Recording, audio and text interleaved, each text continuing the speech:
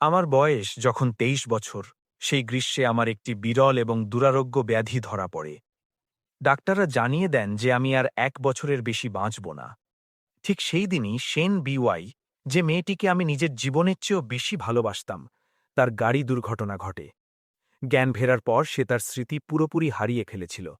সে আমাকে ভুলে গিয়েছিল। তার শুধু চেন জিয়ের কথা মনে ছিল, যে একসময় তার পিছনে ঘুরে বেড়াত। আমাকে ডিভোর্স দেবার সিদ্ধান্ত নিয়ে সে তাকেই বিয়ে করতে চেয়েছিল। আমার বিশ্বাসই হচ্ছিল না যে সেই মেয়ে, যে আমার জন্য নিজের পরিবারের সাথে সম্পর্ক ছিন্ন করতে এক মুহূর্তও ভাবেনি, যে ভূমিকম্পের সময় নিজের হাড় ভেঙে যাওয়া সত্ত্বেও আমাকে রক্ষা করেছিল। শেন বিওয়াই, যে কসম খেয়েছিল যে সে সারা জীবন আমার সাথে থাকবে, সে আমাকে এত পুরোপুরি কি করে ভুলে যেতে পারে? গত ৫ মাস ধরে আমি সব রকম চেষ্টা করেছি, তবুও আমার সম্পর্কে তার কিছুই মনে পড়েনি। তারপর চেন জিয়ের জন্মদিনে তার সারা শরীরে র্যাশ বেরিয়ে যায় এবং সে মাটিতে লুটিয়ে পড়ে। বডিগার্ডরা আমার ব্যাগ তল্লাশি করে এবং সেখান থেকে টিউলিপ ফুলের পরাগ পায়, যাতে চেন জিয়ের অ্যালার্জি ছিল। আমাকে চেন জিয়ের হাসপাতালের বিছানার সামনে হাঁটু গেড়ে বসতে বাধ্য করা হয়। শেন বিওয়াই, যে একসময় আমাকে এত গভীর ভালোবাসার চোখে দেখত, এখন তার চোখে ছিল কেবল হাড় কাঁপানো শীতলতা। ফ্যাংইউ, আমি তোমাকে কতবার বলেছি, আমি তোমাকে চিনি না। আমি যাকে ভালোবাসি সে হল চেন জি। যেহেতু তুমি ডিভোর্স দিতে চাইছ না, তাই তুমি তাকে আঘাত করেছ। আমি জোরে নাড়লাম। ওটা আমি ছিলাম না। শেন বিওয়াই তখন কাউকে চীনাবাদাম খাওয়ানোর নির্দেশ দিল। সে নিজে নিজের হাতে এক মুঠো চীনাবাদাম আমার মুখের ভেতর জোর করে গুজে দিল। আমার মারাত্মক পিনাট অ্যালার্জি আছে। আমার মনে পড়ে গেল শেষবার যখন আমি ভুল করে এক চুমুক পিনাট মিল্ক খেয়ে ফেলেছিলাম। শেন বিওয়াই তখন ঘাবড়ে গিয়ে অ্যাম্বুলেন্স ডেকেছিল এবং ৩ দিন ধরে আমাকে এক মুহূর্তের জন্য না ছেড়ে গিয়ে আমার দেখাশোনা করেছিল। তারপর থেকে আমাদের বাড়িতে চীনাবাদাম দেওয়া কোনো জিনিস কখনোই আসেনি। আমার গরম চোখের জল তার হাতের পিঠে গড়িয়ে পড়ল। শেন বিওয়াইয়ের আঙুলগুলো হঠাৎ একটু থমকে গেল, এতটাই হালকা যে বোঝাও যায় না। কিন্তু সে তবুও থামল না। আরও এক মুঠো চীনাবাদাম আমার মুখে গুঁজে দেওয়া হলো। আমার গলাটা এমন মনে হলো যেন তাতে আগুন লেগে গেছে। আমার ত্বকের ওপর দ্রুত বড় বড় লাল র্যাশ বেরিয়ে এলো। শ্বাস নেওয়া কঠিন হয়ে পড়ছিল। আমার দৃষ্টি ভাবসা হয়ে আসছিল। এই শারীরিক কষ্ট আমার হৃদয়ের যন্ত্রণার ১০,০০০ ভাগের ১ ভাগেরও কম ছিল। আমার সেই দিনের কথা মনে পড়ে গেল, যখন আমি তাকে প্রপোজ করেছিলাম। সে কেঁদে ফেলেছিল এবং আমাকে শক্ত করে জড়িয়ে ধরেছিল।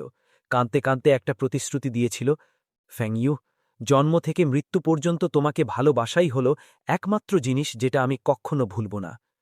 কিন্তু সে এখন আমাকে পুরোপুরি ভুলে গেছে, আর আমার কাছে এখন এতটা সময়ও নেই যে তার স্মৃতি ফিরে আসার জন্য অপেক্ষা করব।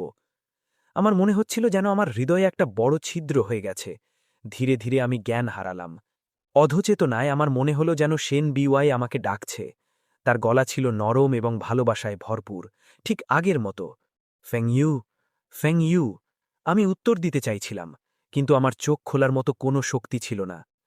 তারপর স্পেশাল অ্যাসিস্ট্যান্টের গলার আওয়াজ শুনতে পেলাম। শেন, মিস্টার ফ্যাংয়ের নোটবুক পাওয়া গেছে। এটা আপনার আর মিস্টার ফ্যাংয়ের স্মৃতিতে ভরা।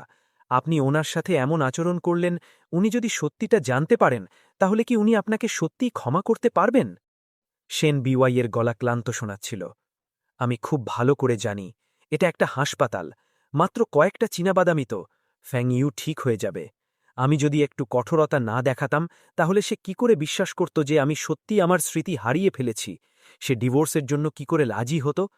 চেনজিয়ের একটা টার্মিনাল ইলনেস আছে। তার হাতে আর বেশি সময় নেই। মৃত্যুর আগে তার শুধু একটাই শেষ ইচ্ছা, আমি তাকে সাহায্য না করে থাকতে পারি না।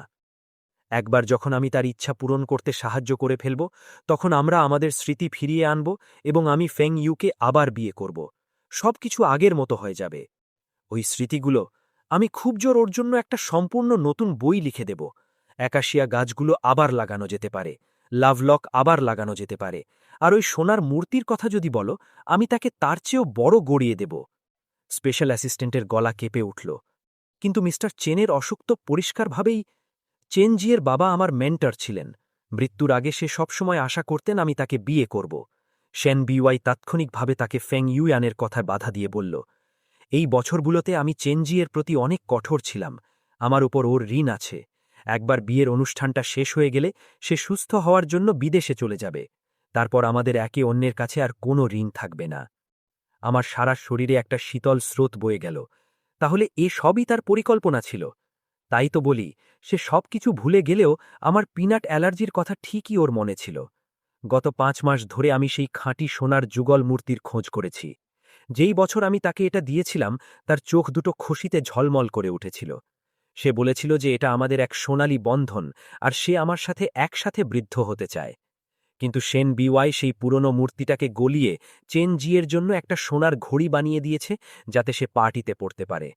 আমি তাকে টাওয়ারের চূড়ায় নিয়ে গিয়েছিলাম সেই লাভ লকটা দেখাতে, যেটা আমরা বহু বছর আগে একসাথে লাগিয়েছিলাম। তারপর সে আমার বুকে মাথা রেখে নরম গলায় বলেছিল, ফ্যাং, এভাবেই আমি সারা জীবন তোমার সাথে বাঁধা থাকব। কিন্তু এখন সে নিজেই সেই পুরনো তালাটা কেটে ফেলেছে এবং চেন জিয়ের সাথে একটি নতুন তালা দিয়ে সেটাকে বদলে দিয়েছে। আমি তাকে ৯৯৯টি একাশিয়া গাছের বন দেখাতে নিয়ে গিয়েছিলাম, কারণ সে বলেছিল একাশিয়া গাছ হল অনন্ত বিশ্বাস্ততার প্রতীক। আমি বিশেষ করে ওর জন্যই এই বনটা তৈরি করেছিলাম। তবুও সেন বিওয়াই সব গাছ কাটিয়ে ফেলল এবং চেনজিকে উপহার দেওয়ার জন্য একটা বড় খাট বানিয়ে দিল। আর এখন সে বলছে যে সবকিছু নীরবে আবার নতুন করে শুরু করা যেতে পারে। আমার কানে তার পুরনো কসম আবার বেজি উঠল, ফ্যাং ইউয়ান, আমি তোমাকে ভালোবাসি, এই জীবনে এটা কক্ষনো বদলাবে না। তাহলে এসব একটা মিথ্যা ছিল। সে খুব ভালো করেই জানত যে চেনজিয়ের অসুস্থতা মিথ্যা, তবুও সে তাকেই বিয়ে করতে চেয়েছিল। দয়া বা ঋণ শোধ করার কথাগুলো তো কিছুই না, এগুলো জাস্ট নিজের মন বদলানোর একটা বাহানা। কিন্তু আমি সত্যিই মারা যাচ্ছিলাম। যখন আমার চোখ খুলল, সেন বিওয়াই আমার বিছানার পাশে ছিল। আমাকে চোখ খুলতে দেখে তার চেহারা থেকে সব দুশ্চিন্তা একদম উধাও হয়ে গেল। পড়ে রইল শুধু চরম উদাসীনতা। আমার বুকটা ফেটে যাচ্ছিল। আমি কখনো জানতাম না যে সেন বিওয়াই এত ভালো একজন অভিনেত্রী। তাহলে কি তার আগের সেই গভীর আবেগগুলোও কি শুধু একটা অভিনয় ছিল? ফ্যাং ইউয়ান, সেন বিওয়াই শীতল গলায় বলল, আমি আবার বলছি, আমি তোমাকে চিনি না। তারপর সে ওই নোটবুকটা বের করল। এই গত ৫ মাসে আমি স্মৃতি থেকে এটা লিখেছিলাম, যা আমাদের প্রথম দেখা, প্রেম, প্রপোজাল থেকে শুরু করে বিয়ের স্মৃতিতে ভরা ছিল। তুমি এসব যা লিখেছ তার কিছুই আমার মনে নেই।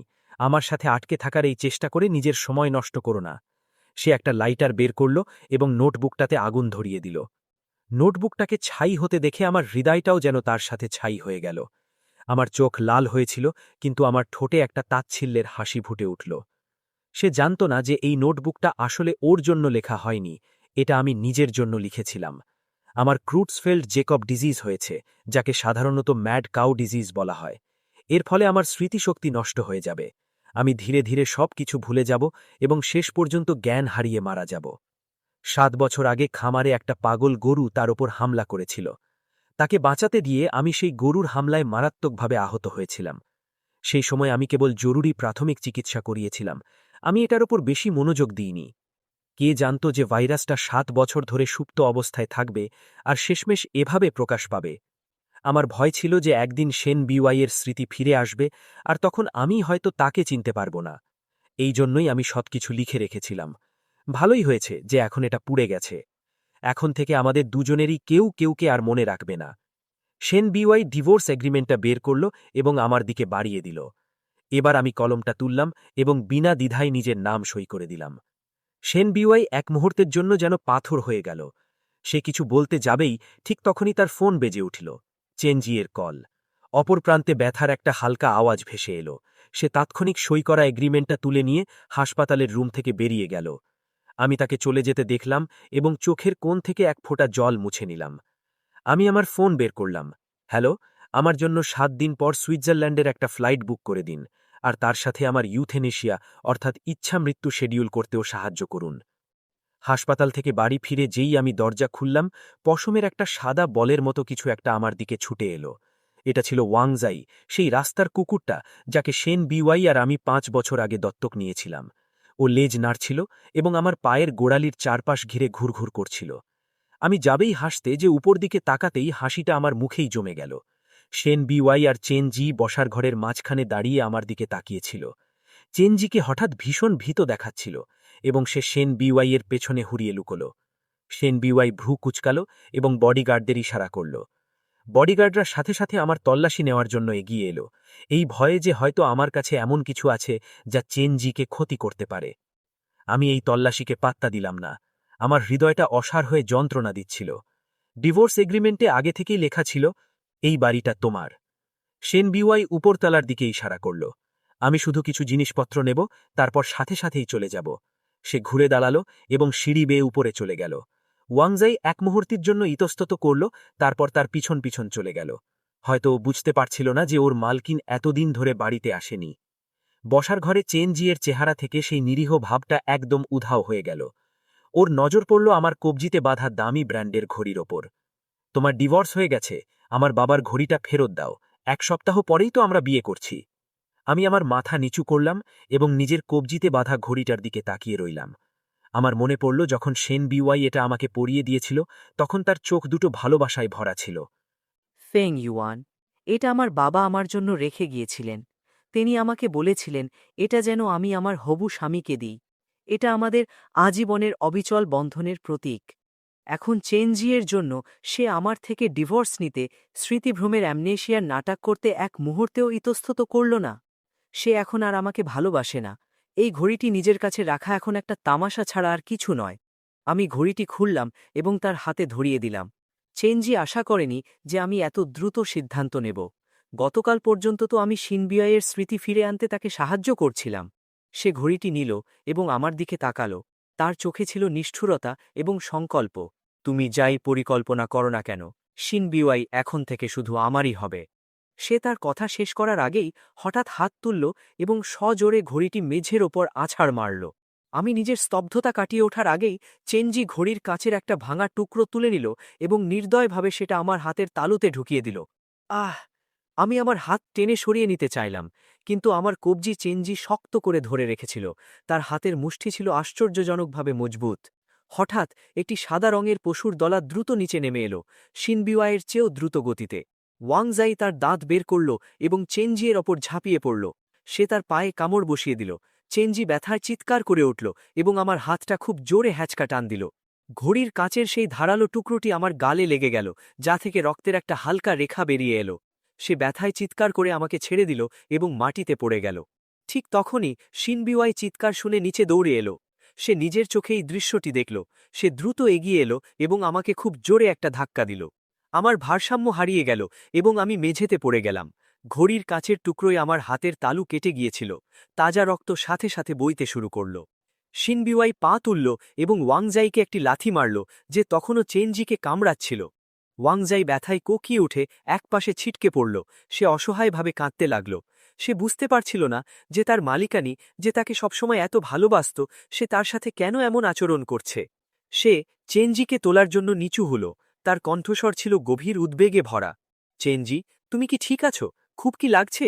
ওরা তোমাকে এক্ষুনি হাসপাতালে নিয়ে যাবে। সে দ্রুত চেনজিকে যেতে সাহায্য করল। শুরু থেকে শেষ পর্যন্ত আমার দিকে একবারও ফিরে তাকালো না।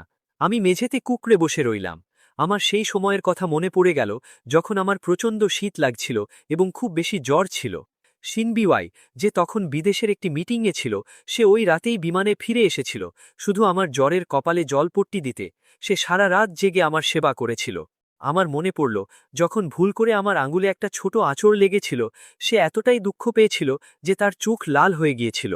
আর সেই সময়ের কথা, যখন তাকে বাঁচাতে গিয়ে একটি পাগল গরুর আক্রমণে আমি মারাত্মকভাবে আহত হয়েছিলাম। সে প্রায় পাগল হয়ে গিয়েছিল। ভালো বিশেষজ্ঞ ডাক্তার খুঁজে বের করার জন্য সে পুরো শহর তলপাড় করে ফেলেছিল। এবং তারপর, সেই প্রথমবার যখন সে আমার উপর রেগে গিয়েছিল, তারপর সে আমাকে খুব শক্ত করে জড়িয়ে ধরেছিল। সে অনবরত কাঁদতে থাকল এবং বলল, ফেং ইউয়ান, তোমার কিছু হওয়া উচিত নয়। তোমাকে ছাড়া বেঁচে থাকার চেয়ে আমি মরে যাওয়া পছন্দ করব।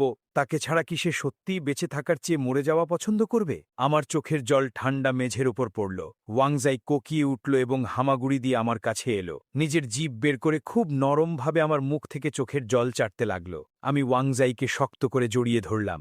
নিজের মুখ ওর গায়ের গরম পশমের মধ্যে লুকিয়ে ফেললাম। আমার কণ্ঠস্বর ভেঙে আসছিল। কোনো শব্দ বেরোচ্ছিল না। ওয়াংজাই, আমার কষ্ট হচ্ছে না। সত্যি, একটুও কষ্ট হচ্ছে না। আমি ওয়াংজাইকে ভরে রাখলাম এবং নিঃশব্দে ফুপিয়ে কাঁদতে থাকলাম। ওয়াংজাই তার বড় মাথাটা আমার মুখে ঘষতে লাগল। যেন হালকা আওয়াজ করে আমাকে সান্ত্বনা দিচ্ছে। আমি যদি এখানে না থাকি তবে ওয়াংজাই কি করবে? আমি সবেমাত্র আমার হাতের জখমে ব্যান্ডেজ বেঁধেছিলাম, তখনই শিনবিওয়াইয়ের বডিগার্ডরা ভিতরে ঢুকে পড়ল। মিস্টার ফ্যাং, দয়া করে আমাদের সাথে চলুন। ওয়াংজাই হঠাৎ আমার সামনে লাফিয়ে পড়ল। বডিগার্ডদের নিজের ধারালো দাঁত দেখিয়ে একটা সতর্কবার্তা দেওয়ার মতো গর্জন করল। লিড বডিগার্ড কোনো অভিব্যক্তি ছাড়াই একটি টেজার বের করল এবং পাশের লোককে ইশারা করল। ওকে আঘাত করো না, আমি সাথে সাথে বলে উঠলাম। আমরা তোমাদের সাথেই আসব। আমি নিচে বসে ওয়াংজাইকে শান্ত করতে লাগলাম, যে তখনও আক্রমণ করার জন্য তৈরি ছিল। লক্ষ্মী ছিলে ওয়াংজাই, ওরা আমাকে আঘাত করবে না। ওয়াংজাই আমার পায়ে গা ঘষতে লাগল, হালকা আওয়াজে কোকিয়ে ওঠায় আমার চোখ জ্বলা করতে লাগল। আমি ওর বড় মাথাটায় হাত বুলিয়ে দিলাম। আমার গলা ভারী হয়ে আসছিল। আমার জন্য অপেক্ষা করো, সে শীঘ্রই তোমার কাছে ফিরে আসবে। আমি ওয়াংজাইকে শিনবিওয়াই আর চেনজি এর কাছে রেখে শান্তিতে থাকতে পারছিলাম না। আমি তাকে সাথে নিয়ে যাওয়ার সিদ্ধান্ত নিলাম। ইউথেনেসিয়ার তারিখ ততক্ষণ পর্যন্ত পিছিয়ে দেওয়া যেতে পারে যতক্ষণ না আমি ওয়াংজাইয়ের জন্য সত্যিই কোনো দয়ালু মালিক খুঁজে পাই। ডিটেনশন সেন্টারে আমার শিনবিওয়াই এর সাথে দেখা হলো। তার চেহারা ছিল ভাবলেশহীন। আমার দিকে তাকানোর সময় তার চোখ ছিল বরফের মতো ঠান্ডা। ফ্যান ইউয়ান, তুমি শুধু আমার বাবার রেখে যাওয়া ঘড়িটাই ভাঙনি, বরং চেনজিয়ের ওপর হাত তোলা এবং তাকে জখম করারও দুঃসাহস দেখিয়েছ। মনে হচ্ছে আগের শিক্ষা যথেষ্ট ছিল না। শুধু এখানে থাকো আর কয়েকদিন এই ব্যাপারগুলো নিয়ে চিন্তা করো। তার নজর আমার হাতে বাঁধা রক্তাক্ত ব্যান্ডেজের ওপর পড়ল। তার চোখের মনি হঠাৎ সংকুচিত হয়ে গেল। ভ্রু দুটো অজান্তেই কুঁচকে গেল। তোমার হাতে কি হয়েছে? আমি ধীরে ধীরে হাত তুললাম এবং স্থির দৃষ্টিতে ওর চোখের দিকে তাকিয়ে প্রতিটি শব্দ খুব ধীরে উচ্চারণ করে জিজ্ঞাসা করলাম, শিনবিওয়াই, তোমার কি সত্যি কিছুই মনে নেই? এক মুহূর্তের জন্য ওর চোখে একটা ঘাবড়ে যাওয়ার ভাব ফুটে উঠল, কিন্তু পরক্ষণেই তা আবার অবহেলায় ঢেকে গেল। আমার মনে নেই। আমি বারবার সেই ৩টি শব্দ বলতে লাগলাম, ঠিক আছে, ঠিক আছে, ঠিক আছে। আমার মনে হচ্ছিল যেন কোনো ধারালো ছুরি দিয়ে আমার হৃদয়ে একটা বড় ছিদ্র করে দেওয়া হয়েছে, যার ভিতর দিয়ে হাড় কাঁপানো ঠান্ডা বাতাস বয়ে যাচ্ছে। সেই মানুষটি, যে একসময় আমাকে বলেছিল যে যাই হয়ে যাক না কেন তার হৃদয় শুধু ফেং ইউয়ানকেই মনে রাখবে, সে এখন জেনে শুনে আমাকে ভুলে যাচ্ছিল। আমার সব কথা গলার কাছে আটকে গেল, আর কোনো শব্দ বেরোচ্ছিল না। আমি আমার মুখ ফিরিয়ে নিলাম এবং তার দিকে তাকানো বন্ধ করে দিলাম। শিনবিওয়াই যাওয়ার আগে ডিটেনশন সেন্টারের কর্মীদের হুকুম দিল, একে ৩ দিন বন্দি করে রাখো। একে নিজেকে ভাবতে দাও, কিন্তু একে কষ্ট দিও না। সে যেতেই কেউ একজন এসে আমার সেলবকের নেতার কানে কিছু একটা বলল। পরবর্তী ৩ দিন ধরে বাকি কয়েদিরা আমাকে অনবরত মারধর করল। আমার সারা শরীর নীলাভ হয়ে গিয়েছিল। আমার হাতের ব্যান্ডেজ ছিঁড়ে ফেলা হলো এবং জখমের উপর বারবার পা দিয়ে চাপা দেওয়া হলো। খুব শীঘ্রই সেই জায়গাটা ফুলে গিয়ে পুজ বেরোতে লাগল।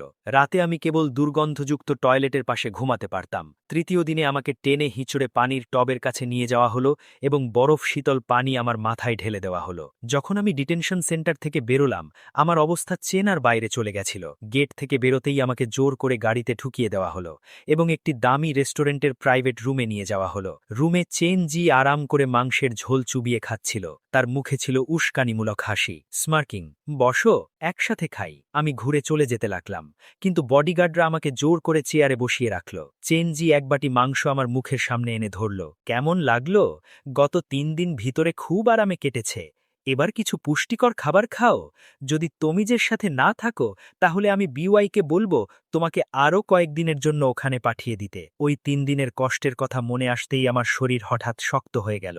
আমি চপস্টিক তুললাম এবং যন্ত্রের মতো একটুকু মাংস মুখে দিলাম। আমি খেয়েছি। এখন কি আমি যেতে পারি? চেনজি গর্বিত হয়ে হাসল এবং হাত নেড়ে বডিগার্ডদের চলে যাওয়ার ইশারা করল। এত সুস্বাদু ডগ হটপট, আমি তো মাত্র এক টুকরোই খাই। আমার হৃৎপিণ্ড যেন হঠাৎ ডুবে গেল। আমার কণ্ঠস্বর কেঁপে উঠল। তোমার মানে কি? চেনজি নিজের মুখ মুছল। তার কণ্ঠে ছিল একটা পৈশাচিক হাসি। ও হ্যাঁ, যখন ওই আপদ কুকুরটা ধুঁকতে ধুঁকতে মরছিল, তখনও সে তোমার জামা কামড়ে ধরে কোকিয়ে উঠছিল। সে হামাগুড়ি দিয়ে তোমার ঘরে ফিরে আসতে চেয়েছিল। আমার পেট গুলিয়ে উঠল। আমি সজোরে বমি করতে লাগলাম। ওয়াংজাই, ও তখনও আমার বাড়ি ফেরার অপেক্ষা করছিল। আমি নিজের ঠোঁট কামড়ে ধরলাম। আমার মুখে লোহার মতো নন্তা রক্তের স্বাদ ভরে গেল। চেনজি! আমি হঠাৎ দাঁড়িয়ে পড়লাম। আমি আমার পুরো শক্তি দিয়ে চেনজিয়ের মুখে একটা ঘুষি মারলাম। তোমার সাহস কি করে হয়? আমি চিৎকার করে উঠলাম এবং পুরো ডাইনিং টেবিলটা উল্টে দিলাম। গরম ঝোল আমার পায়ে এবং চেনজিয়ের হাতে গিয়ে পড়ল। চেনজি ব্যথায় চিৎকার করে উঠল, কিন্তু আমার পায়ে কোনো জ্বালা অনুভব হচ্ছিল না। আমি পাগলের মতো ঝাঁপিয়ে পড়লাম এবং চেনজিয়েকে নিচে দাবিয়ে ধরে তার মুখে অনবরত ঘুষি মারতে লাগলাম। আমার চোখ রক্তবর্ণ হয়ে গেল। ঠিক তখনই প্রাইভেট রুমের দরজাটা সজোরে খুলে গেল। শিনবিমাই দৌড়ে ভিতরে এলো। ফেং ইউয়ান, তুমি কি করছো? সে জোর করে আমাকে চেন জিয়ে থেকে সরিয়ে দিল। আমার মাথা উল্টে যাওয়া টেবিলের কোণে সজোরে ধাক্কা খেল। সাথে সাথে আমার চোখের সামনে অন্ধকার নেমে আসলো। আমি হাত দিয়ে মাথা স্পর্শ করতেই দেখলাম আমার হাত তাজা রক্তে ভর্তি হয়ে আছে। শিনবিওয়াই চেন জিয়েকে আগলে রেখে আমার উপর চিৎকার করে উঠল, তুমি কি পাগল হয়ে গেছো? কিন্তু যখন সে আমার মুখ তাজা রক্তে মাখা দেখল, তখন তার শরীর যেন জমে পাথর হয়ে গেল। তার চেহারায় ফুটে ওঠা সেই যন্ত্রণার ছাপ একদম সত্যি ছিল। বিওয়াই, আমার হাত খুব জ্বালা করছে। চেনজি তার লাল হয়ে যাওয়া পোড়া হাতটা তুলে ধরল। তার কণ্ঠে ছিল নালিশের সুর। শিনবিওয়াইয়ের মুখ সাথে সাথে আবার ঠান্ডা হয়ে গেল। আমি আমার মুখ থেকে রক্ত মুছলাম এবং কাঁপতে কাঁপতে মাটিতে পড়ে থাকা মাংসের দিকে ইশারা করে চিৎকার করে বললাম, ও ওয়াংজাইকে মেরে ফেলেছে। ও ওয়াংজাইকে রান্না করে ফেলেছে। এটা ওয়াংজাই, যে 5 বছর ধরে আমাদের সাথে ছিল। শিনবিওয়াই মাটিতে পড়ে থাকা মাংসের দিকে স্থির দৃষ্টিতে তাকিয়ে রইল। তার চেহারায় যন্ত্রণা ফুটে উঠল। মাটিতে পড়ে থাকা মাংসের দিকে স্থির দৃষ্টিতে তাকিয়ে রইল। তার চেহারায় যন্ত্রণা ফুটে উঠল। চেনজি সাথে সাথে বলে উঠল, তার কণ্ঠ ছিল নিষ্পাপতায় ভরা, বিওয়াই, ওই কুকুরটা আগে আমাকে কামড়েছিল। তুমি নিজেই তো বলেছিলে যেন আমি এটা হ্যান্ডেল করি। শেষ পর্যন্ত ওটা তোমারই কুকুর ছিল। আমি কি করে অবহেলা করতে পারি? আমি শুধু ওকে অ্যানিম্যাল রেস্কিউ সেন্টারে নিয়ে গিয়েছিলাম। কোন হটপট? আমি জানি না ও কি বলছে। আমি শান্তিতে ডিনার করছিলাম আর ও এসে আমাকে মারতে শুরু করল। শিনবিওয়াই আমার দিকে তাকালো। তার দৃষ্টি আরও শীতল হয়ে গেল। আমার মনে পড়ছে না যে আমাদের কখনো কোনো কুকুর ছিল। চেনজি এত দুর্বল, ও তোমার বলা ওইরকম কিছু করবে না। তবে যে কুকুর মানুষকে কামড়ায় সে তো মরে যাওয়ারই যোগ্য। তা ওকে হটপট বানিয়ে ফেলাই হোক না কেন। তবুও তুমি কাউকে মারতে পারো না আর তার ওপর ফুটন্ত পানি ঢেলে দিতে পারো না, তাই তো? আমার মাথায় হঠাৎ 5 বছর আগের সেই বৃষ্টি ভেজা রাত ভেসে এলো। আমরা ডাস্টবিনের পাশে একটা কাঁপতে থাকা ছোট কুকুরছানা পেয়েছিলাম। সে অসহায়ভাবে আমার আঙুলগুলো চেটে দিয়েছিল। আমরা তাকে সাথে করে বাড়ি নিয়ে এসেছিলাম। শিনবিওয়াই তাকে স্নান করিয়েছিল। তাকে 2 হাতে জড়িয়ে ধরে হাসতে হাসতে তার চোখ ছোট হয়ে গিয়েছিল। এর নাম ওয়াংজাই। ঠিক আছে, এখন থেকে ওর আর কোনো কষ্ট হবে না। আমি আর ওয়াংজাই মিলে তোমাকে রক্ষা করব, ঠিক আছে? এটা ভাবতেই আমার চোখ ফেটে জল চলে এলো। কি নিদারুণ পরিহাস! ওয়াংজাই মৃত্যু পর্যন্ত আমাকে মনে রেখেছিল। অথচ আমার সামনে দাঁড়িয়ে থাকা এই মানুষটি, যে একসময় বলেছিল যে সে আমাকে পাগলের মতো ভালোবাসে, এখন অন্য এক পুরুষের জন্য স্মৃতিভ্রমের মিথ্যা নাটক করছে এবং বারবার আমাকে আঘাত করছে। শিনবিওয়াই ফেং ইউয়ানের এই অবস্থা দেখছিল। তার হৃদয়ে এমন এক যন্ত্রণা হচ্ছিল যেন কোনো অচেনা হাত সেটাকে সজোরে টিপে ধরছে। সে নিজের আঙুলগুলো শক্ত করে মুঠি করল, কিন্তু মনে মনে নিজেকে বলতে লাগল, আর মাত্র 3 দিন সহ্য করো। 3 দিন পর বিয়ে শেষ হয়ে যাবে। সে তার স্মৃতি ফিরে পাবে। বিওয়াই, আমার খুব কষ্ট হচ্ছে। চেনজিয়ের ব্যথার চিৎকার তাকে বাস্তবে ফিরিয়ে আনল। শিনবিওয়াই তার পোড়া হাতের দিকে তাকালো, তার চোখ দুঃখে ভরে গেল। সে আমার পায়ের দিকেও খেয়াল করল না, যেখানে আমার চামড়া পুড়ে উঠে আসছিল। আমি তোমাকে এখনই হাসপাতালে নিয়ে যাচ্ছি। সে আমার দিকে দ্বিতীয়বার আর ফিরে তাকালো না। সে চেনজিয়েকে আগলে নিয়ে ঘর থেকে বেরিয়ে গেল। ঠিক তখনই রুমের দরজাটা আবার সজোরে খুলে গেল। একটা ব্যাগ সজোরে আমার পায়ের কাছে এসে পড়ল। সেই ব্যাগের ভিতর থেকে নরম সাদা পশমের খুব চেনা একটা দলা উকি দিচ্ছিল। ভিতরে ওয়াংজাইয়ের লোম ছিল। আমি ব্যাগটাকে শক্ত করে জড়িয়ে ধরলাম এবং যন্ত্রণায় চিৎকার করে উঠলাম, আমাকে ক্ষমা করে দাও ওয়াংজাই। বাবার বাড়ি ফিরতে দেরি হয়ে গেছে। আমাকে ক্ষমা করে দাও। আমি জানি না আমি কিভাবে বাড়ি ফিরেছিলাম। সেই ছোট মুখটা এখন আর বাড়িতে নেই। এখন আর সে আমাকে এগিয়ে নিতে আসে না। এখন আর সে আমার গায়ে লেগে আদর করে না। আমি ওয়াংজাইয়ের লোম আঁকড়ে ধরে সারা রাত বসে থাকলাম। পরের দিন আমি আমার কপাল এবং পায়ের পোড়া জখমের চিকিৎসা করলাম। আমি ওয়াংজাইকে পোষ্য প্রাণীদের শ্মশানে জ্ঞানে এবং তার চিতাভস্য একটি ছোট্ট চীনামাটির পাত্রে রেখে দিলাম। লক্ষ্মী ওয়াংজাই, আর মাত্র 2 দিন অপেক্ষা করো। বাবা খুব শীঘ্রই তোমার কাছে আসবে। আমি আবার এক গোছা চন্দ্রমল্লিকা ফুল কিনলাম এবং কবরস্থানে গেলাম। আমি কবরের স্তম্ভটি স্পর্শ করলাম এবং সেটির ওপর নিজের কপাল ঠেকিয়ে রাখলাম। মা, বাবা, আমাদের পরিবার আর ওয়াংজাই খুব শীঘ্রই অন্য কোনো জায়গায় আবার মিলিত হব। কবরস্থান থেকে বাড়ি ফেরার মাত্রই শিনবিওয়াই ঝড়ের বেগে ভিতরে ঢুকে পড়ল। সে রাগে অন্ধ হয়ে আমার হাত চেপে ধরল। তার কণ্ঠস্বর ক্রোধে ফেটে পড়ার মতো ছিল। ফেং ইউয়ান, তুমি চেন জিয়েকে কোথায় নিয়ে গেছো? এখন আর কি নাটক করছো? ওটা তো মাত্র একটা কুকুর ছিল। তুমি যে শুধু চেন জিয়েকে পুড়িয়ে মারার চেষ্টা করেছো, এখন তুমি তাকে অপহরণও করেছো। ফেং ইউয়ান, তুমি আর কি করতে চাও? তখন আমি জানতে পারলাম যে চেন জি অপহরিত হয়েছে এবং সে পুরোপুরি বিশ্বাস করে বসে আছে যে এটা আমিই করেছি। আমার হৃদয়, যেটা আমি মনে করেছিলাম অবশ হয়ে গেছে, সেটা আবার টুকরো টুকরো হয়ে গেল। আমার সেই ক্যাম্পিং ট্রিপের কথা মনে পড়ে গেল। আমার খুব জ্বর ছিল এবং আমি হারিয়ে গিয়েছিলাম। শিনবিওয়াই দুশ্চিন্তায় পাগল হয়ে যাচ্ছিল। অবশেষে ওয়াংজাই আমাকে খুঁজে বের করে তার কাছে পৌঁছে দিয়েছিল। সে আমাকে জোরে জড়িয়ে ধরেছিল। তার কণ্ঠস্বর কেঁপে যাচ্ছিল। ফেং ইউয়ান, তুমি যদি হারিয়ে যাও তাহলে আমি পাগল হয়ে যাব। সে বলেছিল, ওয়াংজাই আমাকে তার কাছে ফিরিয়ে এনেছে, তাই এখন থেকে ওয়াংজাই আমাদের পরিবারের অংশ হবে এবং তার সাথে মিলে আমাকে রক্ষা করবে। অথচ এখন সে বলছে, ওটা তো মাত্র একটা কুকুর। আমি প্রায় চিৎকার করে উঠলাম, আমি ঘড়িটি ভাঙিনি আর আমি চেন জিয়েকে অপহরণও করিনি। ওয়াংজাই শুধু একটা কুকুর নয়, সে আমার পরিবার। চেন জি ওয়াংজাইকে মেরেছে আর তাকে রান্না করেছে। আমার রক্তবর্ণ চোখ দেখে শেনবিওয়াই অজান্তেই আমার হাতের উপর তার মুষ্টি কিছুটা শিথিল করে দিল। তার হৃদয়ে হঠাৎ এক অজানা আতঙ্ক তৈরি হল, কিন্তু তার কণ্ঠস্বর তবুও নরম হল না। গত কয়েক মাস ধরে তুমি ডিভোর্স দিতে চাইছিলে না। তুমি কোন কোন পথ বেছে নাওনি। এখন ওয়াংজাইকে শুধু সরিয়ে দেওয়া হয়েছে আর তুমি জেদ ধরছ যে চেন জি তাকে মেরে ফেলেছে। কিন্তু তুমি তো তাকে আগেই মারধর করেছ, তবে এখন আবার তাকে অপহরণ কেন করবে? আমি হঠাৎ খুব ক্লান্ত হয়ে পড়লাম, এমন এক ক্লান্তি যে আমার হাড়ের ভেতর পর্যন্ত ঢুকে গিয়েছিল। আমি আমার মুখ ফিরিয়ে নিলাম, আমার কণ্ঠস্বর নিচু হয়ে গেল। আমি জানি না চেনজি কোথায়। আর মাত্র 2 দিন। তোমরা যা চাও করো, শুধু আমাকে আর বিরক্ত করো না। 2 দিন মানে কি? শেনবিওয়াই আরও প্রশ্ন করতে যাবে, ঠিক তখনই তার ফোন বেজে উঠল। তার অ্যাসিস্ট্যান্টের কল ছিল। সিইও সেন, মিস্টার চেনকে পাওয়া গেছে।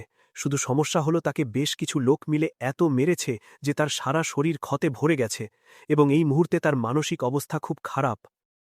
হঠাৎ ফোনের ওপাশ থেকে এক মহিলার কান্নামাখা অনুনয় শোনা গেল।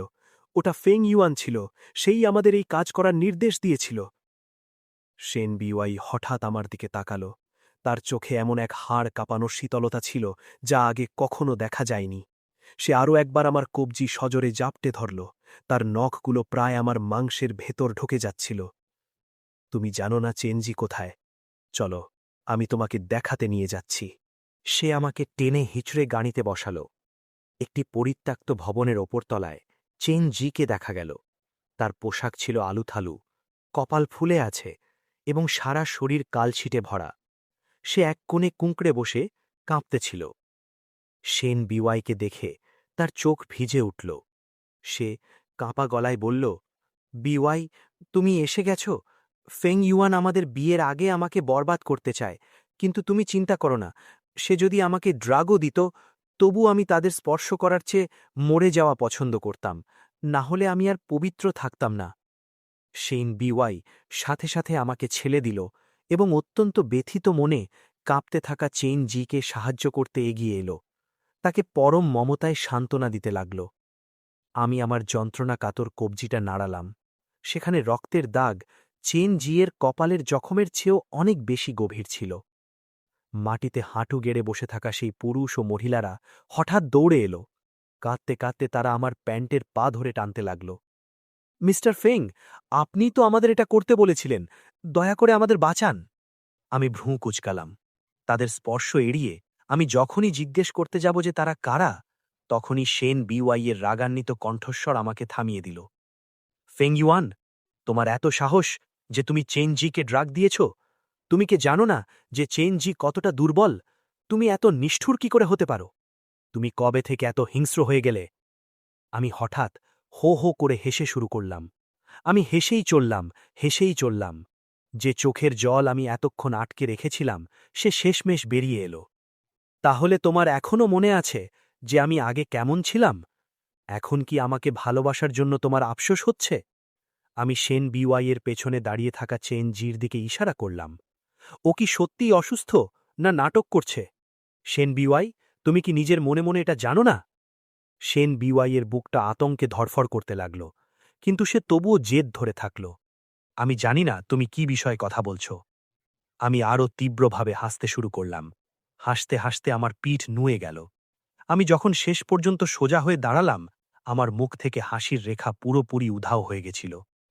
ঠিক আছে, যদি তুমি মেনেই নাও যে এটা আমি করেছি, তবে ধরে নিলাম এটা আমিই করেছি। তুমি এবার আমার ওপর থেকে কিভাবে প্রতিশোধ নিতে চাও? আমাকে সরাসরি মেরেই ফেলো, আমার আর কিছু যায় আসে না। আমাকে এই অবস্থায় দেখে শেন বিওয়াইয়ের হৃদয়ে এক দম বন্ধ করা অস্থিরতা জেগে উঠল। সে আতঙ্কে চেন জিকে ঘুরে দাঁড়াতে সাহায্য করল এবং পেছনে একটি শীতল নির্দেশ রেখে গেল, দরজা লক করে দাও। চেন জিয়ের শারীরিক পরীক্ষা হওয়ার পর ওদের এবং এই সবাইকে বলো যেন আমাকে কৈফিয়ত দেয়। অ্যাসিস্ট্যান্ট কিছুটা ইতস্তত করে বলল, সিইও শেন, মিস্টার ফেইং এবং এই সবাইকে একসাথে বন্ধ রাখা কি নিরাপদ হবে? শেন বিওয়াই এক তাচ্ছিল্যের হাসি হাসল। ও একজন যুবক পুরুষ, আর তাছাড়া এই সব লোক তো ওই নিজেই এনেছিল, এতে নিরাপদ কি আছে? চেন জি, যে তখন তার উপর ভর দিয়েছিল, তার চোখে একটি পৈশাচিক এবং অহংকারী হাসি ফুটে উঠল। বন্ধ হতে থাকা দরজার আড়াল থেকে সে ভেতরের লোকগুলোর দিকে তাকিয়ে চোখ টিকল। দরজাটি একটি ক্লিক শব্দে বন্ধ হয়ে গেল এবং শক্ত করে তালা লাগিয়ে দেওয়া হল। সেই লোকগুলো, যারা এতক্ষণ মাটিতে হাঁটু গেড়ে বসে যন্ত্রণাকাতরভাবে কাঁদছিল, তারা মুহূর্তেই তাদের অভিব্যক্তি বদলে ফেলল। তারা শয়তানি হাসি হাসল। আমার দিকে এগোতে এগোতে তারা হঠাৎ আমাকে মাটিতে ফেলে দেওয়ার জন্য লাথি মারল। অনবরত ঘুষি আর লাথি আমার উপর বৃষ্টির মতো বর্ষিত হল। আমি জানালার কাঁচবিহীন ফ্রেম দিয়ে নিচে দেখলাম যে শেন বিওয়াই চেন জিকে গাড়িতে উঠতে সাহায্য করছে। শুরু থেকে শেষ পর্যন্ত সে একবারও পেছন ফিরে তাকাল না। আমি হঠাৎ লড়াই করা বন্ধ করলাম এবং ওই ঠান্ডা ঘুষি আর জুতোর তলার আঘাতগুলো নিজের শরীরের ওপর সয়ে নিলাম। একজন লোক আমার চুল ধরে আমার মাথা দেওয়ালে ঠকল। ফাঁকা ফ্লোরে একটা ভোঁতা শব্দ প্রতিধ্বনিত হল। কেউ একজন তোমার ঋণ শোধ করার নির্দেশ দিয়েছে। ঘুষি, তারপর আরেকটি ঘুষি। আমার কান ভৌ ভৌ করছিল। আমার মুখ রক্তের গন্ধে ভরে গেল। লোকটি আমাকে মারতে মারতে ক্লান্ত হয়ে গিয়ে নিজের কবজি ঝাড়তে লাগল। ওয়ার্ম আপ শেষ হল। তারপর সবাই একে অপরের দিকে তাকাল এবং পৈশাচিক হাসিতে ফেটে পড়ল। দুজন পুরুষ আমাকে শক্ত করে চেপে ধরল। একজন মহিলা আমার মুখে একটি অজানা তরল পদার্থের বোতল ঢেলে দিল। আমার জ্যাকেট ছিঁড়ে ফেলা হল। আমার শরীরকে ঠান্ডা মেঝের ওপর আছড়ে দেওয়া হল। ও তো একজন পুরুষ, তোমরা পুরুষরা এখানে কেন ভিড় করছ? একজন মহিলা, যে ফেং ইউয়ানের শার্টের বোতাম খুলছিল, সে হাসল এবং পাশে দাঁড়িয়ে থাকা উৎসুক পুরুষদের ধমক দিল। কদর্য স্বভাবের পুরুষটি বলল, অবাক হওয়ার কিছু নেই যে ও প্রাক্তন স্বামী। এই শরীর, এই মুখ আমাদের পুরুষদেরও প্রলুব্ধ করে তোলে। হ্যাঁ, আমার চোখ দুটি শূন্য ছিল। আমি কোনো লড়াই করিনি, কোনো শব্দও করিনি। সেই পাহাড় চড়ার ভ্রমণের স্মৃতিগুলো আমার চোখের সামনে ভেসে উঠতে লাগল। ভুলবশত আমার গোড়ালি মচকে গেছিল। শেন বিওয়াই অত্যন্ত দুঃখের সাথে হাঁটু গেড়ে বসে আমার গোড়ালি মালিশ করে দিয়েছিল। সেদিনের সূর্যাস্ত আজকের মতোই উষ্ণ ছিল, আর বিয়ের দিন সে আমাকে জড়িয়ে ধরেছিল। তার চোখ দুটি কিছুটা লাল ছিল। সে বলেছিল যে আমাকে বিয়ে করা তার জীবনের সবচেয়ে বড় ভাগ্য। আর সেই সময়ে, যখন শুধুমাত্র একজন ধনী মদ্যপ পুরুষ বলেছিল যে সে আমার সাথে এক রাত শুতে চায়, শেন বিওয়াই সাথে সাথে তার সমস্ত প্রভাব খাটিয়েছিল যাতে সেই পরিবারটি দেউলিয়া হয়ে যায়। রাতারাতি আকাশ থেকে কাদায় আছড়ে পড়া সেই লোকটির পরিণতির সময় সে বলেছিল, ফেং ইউয়ান, তুমি শুধু আমারই হতে পারো। অন্য কাউকে তোমাকে পাওয়ার আকাঙ্ক্ষা করতে অনুমতি দেওয়া হবে না। অতীতের প্রতিটি দৃশ্য আমার চোখের সামনে এলো, তারপর সাবানের বুদবুদের মতো ফেটে অদৃশ্য হয়ে গেল। আমার চোখের কোণ দিয়ে এক ফোঁটা জল গড়িয়ে পড়ল। শেন বিওয়াই, আমার এই জীবনের সবচেয়ে বড় আফসোস যে আমি তোমাকে ভালোবেসেছিলাম। যখন সবাই তাদের রাগ মিটিয়ে নিল, তারা নিজেদের পোশাক ঠিক করল এবং আমাকে বেঁধে রাখা দড়িগুলো খুলে দিল। আমি যদি জানতাম তোমার মেরুদণ্ড বলতে কিছু নেই, তাহলে তোমাকে বাধার কষ্টটুকুই করতাম না। অবাক হওয়ার কিছু নেই যে জিয়া সেন তাকে পছন্দ করে। ও সত্যিই মানুষকে রুখে দাঁড়ানোর ক্ষমতাটুকুও রাখে না, ঠিক না? হাসির একটা রোল পড়ে গেল। আমি অসারভাবে নিজেকে সামলে নিলাম। মুখের কোণ থেকে রক্ত পরিষ্কার করলাম এবং নিজের ছেঁড়া শার্টটা ঠিক করলাম। আমি ধীরে ধীরে সোজা হয়ে দাঁড়ালাম। আমার সোজা শরীরটা পেছন দিকে হেলে পড়ল। বিস্ময়ের একটা আর্তনাদ আমার কানে এলো। ও ঘোদায়, ও ঝাঁপ দিয়েছে। এমনিতেও আমি খুব শীঘ্রই মরতে চলেছি। একদিন আগে বা পরে তাতে কি তফাত? শুধু যাওয়ার এই উপায়টা খুব একটা সম্মানজনক হল না। আমার মনে হচ্ছিল যেন আমি কোনো জলাভূমিতে তলিয়ে যাচ্ছি। গভীর থেকে গভীরে ডুবে যেতে থাকলাম, যতক্ষণ না আমি অন্ধকারের মধ্যে পুরোপুরি অদৃশ্য হয়ে গেলাম। আমি যখন আবার চোখ খুললাম, ওপরের আলোগুলো এতটাই উজ্জ্বল ছিল যে আমাকে চোখ কুচলাতে হলো। কপালকে আড়াল করার জন্য আমি হাত তুললাম। এটা কোথায়? হাসপাতাল? ঠিক কথা। শেন বিওয়াই আমার কারণেই চীনাবাদামে অ্যালার্জি এবং তার সহকারীর সাথে কথোপকথন। সে তার স্মৃতি মোটেও হারায়নি।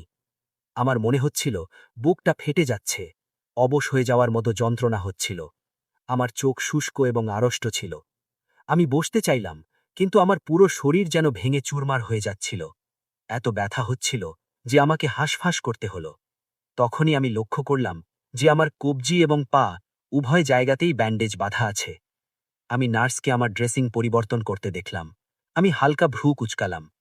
আমার তো শুধু অ্যালার্জিক রিয়াকশন হয়েছিল, আমার শরীরে এত ক্ষত কেন? নার্স আমার দিকে তাকালো। তার কণ্ঠে বিস্ময় ছিল। কিসের অ্যালার্জি? তোমাকে যখন এখানে আনা হয়েছিল, তোমার সারা শরীর ক্ষতে ভরা ছিল। নতুন ক্ষতগুলো পুরনো ক্ষতগুলোর ওপরে ছিল। তোমার পায়ে পোড়ার দাগও ছিল। অনেকগুলো ক্ষত আগেই সংক্রমিত হয়ে গেছিল, বিশেষ করে তোমার হাতের তালুতে। যদি তুমি আর কিছুক্ষণ পরে আসতে, তাহলে সেগুলো কেটে বাদ বা অ্যাম্পুটেশন করতে হতো। আমি সত্যিই জানি না তুমি এটা কিভাবে সহ্য করলে। আমি পুরোপুরি স্তব্ধ হয়ে গেলাম। নার্স যা বলল তার কিছুই আমার মনে পড়ছিল না। আমি আমার ফোন বের করলাম। স্ক্রিনের তারিখ আমার স্মৃতির সাথে একদমই মিল ছিল না। ফটো অ্যালবামে দুদিন পরের প্লেনের টিকিট আর একটি ইউথেনেশিয়া অ্যাপয়েন্টমেন্ট স্লিপ ছিল। আমি শুধু মাথায় এক তীব্র যন্ত্রণাদায়ক মাথা ব্যথা অনুভব করলাম। ডিভোর্স পেপারে সই করার সময় ঘড়ির কাজ দিয়ে হাতের তালু কেটে যাওয়া, ওয়াংজাইকে আমার বাড়ি ফেরার অপেক্ষা করতে বলা, কবরস্থানে মার খাওয়া, বিল্ডিং থেকে পড়ে যাওয়া, ছিন্ন ভিন্ন সব স্মৃতি আমার মাথায় ভিড় এলো। কিন্তু আমি যতবারই চেষ্টা করছিলাম সেগুলোকে একটি সম্পূর্ণ গল্পের সুতোয় বাঁধতে পারছিলাম না। আমার বুকটা এতই ফেটে যাচ্ছিল যে মনে হচ্ছিল এক্ষুনি ফেটে যাবে। আমার স্মৃতিগুলো আগেই এলোমেলো হয়ে গেছিল। এটা আমাকে এটাও উপলব্ধি করালো যে আমার অসুস্থতা প্রত্যাশার চেয়েও অনেক দ্রুত খারাপের দিকে গেছে। হয়তো এক সপ্তাহ, হয়তো কাল, হয়তো পরের সেকেন্ডেই আমি সবকিছু ভুলে যাব। হাসপাতালের কেবিনের দরজা হঠাৎ সজোরে খুলে গেল। শেন বিওয়াই দ্রুত ভেতরে এলো এবং আমাকে শক্ত করে জড়িয়ে ধরল। তার চোখ ছিল লাল। তার চেহারার যন্ত্রণা এতই নিখুঁত ছিল যে সেটা অভিনয় মনে হচ্ছিল না। ফেংওয়ান, তোমার এত চোট কিভাবে লাগল? তার কণ্ঠস্বর কাঁপছিল, যেন গত কয়েকদিন ধরে সে এতটাই দুশ্চিন্তায় ছিল যে খেয়ালই করেনি আমি জখমে জর্জরিত ছিলাম। আমি জোর করে আমার হাত টেনে সরিয়ে নিলাম। নিজের মুখ আড়াল করলাম যাতে তার স্পর্শ এড়িয়ে চলতে পারি। আমার কণ্ঠস্বর ছিল বরফের মতো শীতল। নাটক কি শেষ হয়েছে? তোমার স্মৃতি ফিরে এসেছে? শেন বিওয়াইয়ের মুখ মুহূর্তে ফ্যাকাশে হয়ে গেল। তার চোখের সেই যন্ত্রণা কঠোর হয়ে গেল এবং তারপর পুরোপুরি মিলিয়ে গেল। যদিও আমি তোমাকে মনে নেই, তবুও আমরা একসময় স্বামী স্ত্রী ছিলাম। কিছুটা দুশ্চিন্তা হওয়া তো স্বাভাবিক। ঠিক তখনই চেনজি দরজার ফ্রেম ধরে ভেতরে ঢুকল। আমার ওপর তার নজরে পরিষ্কার আতঙ্ক ছিল। শেন বিওয়াই সাথে সাথে তার কাছে চলে গেল। তার কণ্ঠস্বর নরম হয়ে গেল। তোমার মাথায় এখনও আঘাত আছে। তুমি এখানে সেখানে কেন ঘুরে বেড়াচ্ছ? আমি টেস্টের রিপোর্ট নিতে বাইরে গিয়েছিলাম আর ফেংওয়ানকে দেখার জন্য একটু দাঁড়ালাম। আমি এক্ষুনি ফিরে যাব। চেনজিয়ের কণ্ঠ বিদ্ধ ছিল। থামুন। আমার হৃৎপিণ্ড যেন বসে গেল। তাহলে আমি ছিলাম কেবল এক ক্যাজুয়াল স্টপ? যদিও ফেংওয়ান সবসময় আমাকে ঘৃণা করেছে আর আমার সাথে খারাপ ব্যবহার করেছে, তবুও সে তোমার প্রাক্তন স্বামী। আমি তবুও তার অবস্থাটা দেখতে চেয়েছিলাম। চেনজি এক মুহূর্তের জন্য থামল, যেন তার হঠাৎ কিছু মনে পড়ল। তার চেহারায় এক ধাঁধার ভাব ছিল। কি অদ্ভুত ইত্তেফাক! এটা কিভাবে হলো যে যারা আমাকে কিডন্যাপ করেছিল তারা সবাই পালিয়ে গেল, আর ফেংওয়ানের শরীর হঠাৎ জখমে ভর্তি হয়ে গেল, যা দেখে তোমার খুব কষ্ট হচ্ছে? ইশারাটা একদম পরিষ্কার। শেন বিওয়াইয়ের মুখ সাথে সাথে কঠিন হয়ে গেল। আমার ওপর তার দৃষ্টি এখন কেবলই শীতল। আগের সেই যন্ত্রণা পুরোপুরি মিলিয়ে গেছিল। ফেংওয়ান, তুমি দায়ী হবার ভয় পাচ্ছ, তাই তুমি ওই লোকগুলোকে যেতে দিয়েছ, আর তুমি জানতো বুঝতে নিজেকে আঘাত করেছ, নিজেকে সেফটি নেটে ঝুলিয়ে রেখেছ, ঠিক আগের মতোই আমার মনোযোগ আকর্ষণ করতে। নইলে এটা এত বড় ইত্তেফাক কিভাবে হতে পারে? আমার মনে নেই চেনজি আর কি বলেছিল, কিন্তু শেন বিওয়াই তার সামান্য কয়েকটা কথাতেই আমাকে সন্দেহ করল। সে একসময় বলেছিল যে যাই হয়ে যাক না কেন সে সব সময় আমার পাশে থাকবে, আমাকে নিঃস্বার্থভাবে বিশ্বাস করবে। অথচ এখন সে আমার সারা শরীরের এই জখমগুলোকে স্রেফ অভিনয় মনে করছে, যাতে তার মনোযোগ আকর্ষণ করতে পারি। আমি ভেবেছিলাম আমার বুকটা ফেটে যাবে, কিন্তু আমার কাছে এটা শুধু অদ্ভুত আর হাস্যকর মনে হল। এই মুহূর্তে চেনজি হঠাৎ আমার পেশেন্ট গাউনের কলারের দিকে ইশারা করল। সে গলা উঁচু করে বলে উঠল, ওহ, এটা কি? সেন বিওয়াই সেদিকে তাকালো যেখানে সে ইশারা করেছিল। তার চোখের মণি সংকুচিত হয়ে গেল। ফেং ওয়ান, তার কণ্ঠস্বর বরফের মতো শীতল। এ কে? আমি মাথা নিচু করে আমার বুকের ওপর কালচে লাল দাগটা দেখলাম। ওটা একটা হিকি বা ভালোবাসার চিহ্ন, কিন্তু আমার বিন্দুমাত্র মনে নেই যে ওটা কোথা থেকে এলো। আমি শুধু এক তীব্র বিতৃষ্ণা অনুভব করলাম। সেন বিওয়াই হঠাৎ আমার ব্যান্ডেজ করা কবজিটা সজোরে চেপে ধরল। এত যন্ত্রণা হলো যে আমার শ্বাস আটকে গেল। আমি তোমাকে জিজ্ঞেস করেছি, ওই মেয়েটা কে?